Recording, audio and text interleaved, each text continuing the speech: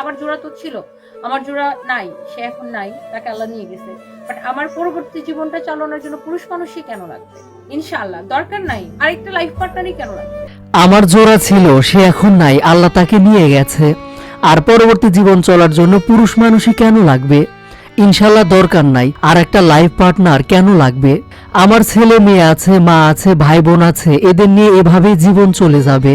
আবারও লাইভে নিজের ব্যক্তিগত জীবন নিয়ে কথা বললেন রুবাইত ফাতিমা তনি। সানভি বুঝেন, সানভি প্রচুর কান্নাকাটি করছে, and এখনো মাঝে মাঝে মনে হলো ও কান্না করে, অনেক কান্না করে, আর সানভি চিৎকার করে কান্না করে, সানভিকে বলে ড্যাডির কথা মনে পড়ছে। তনিকে ছেড়ে চিরদিনের জন্য পরপারে চলে গেছেন স্বামী সাদাত রহমান। শুধুমাত্র তনির কাছে রেখে গেছেন স্মৃতি, ভালোবাসা মাখা মুহূর্তগুলো।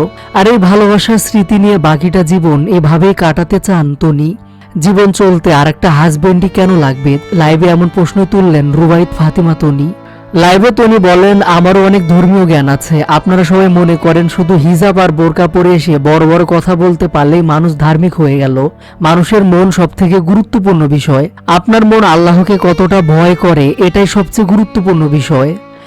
এ সময় লাইভে কান্না জড়িত কণ্ঠে রুবাইত ফাতেমা তনি আরো বলেন, সানভি তো বড়, ও সব বোঝে। সানভি প্রচুর কান্নাকাটি করেছে, এখনো মাঝে মাঝে ড্যাডির কথা মনে হলে কান্নাকাটি করে, একদম চিৎকার করে কান্না করে। তখন যদি জিজ্ঞাসা করা হয় কেন কান্না করছো, তখন বলে ড্যাডির কথা মনে পড়ছে। আর সারফরাজ হচ্ছে বারবার বলে, আমি বড় হলে ড্যাডি সুস্থ হয়ে আবারও ফিরে আসবে। সারফরাজ এখনো কোনো কিছু বুঝতে পারছে না।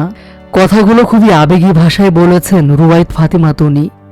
স্বামীর মৃত্যুর এক সপ্তাহ না যেতেই নিজের মনকে শক্ত করে আবারও কাজে ফিরেছেন। যদিও তনির এমন কাজকে ভালোভাবে নিচ্ছে না অনেকে, কেউ কেউ বলছেন অন্তত 40 দিন পর কাজে ফেরা উচিত ছিল। তবে এমন সমালোচনাকারীদের উদ্দেশ্যে কঠিনভাবে তনি বলেন, 40 দিন পর আমার কাজে ফেরা সম্ভব না।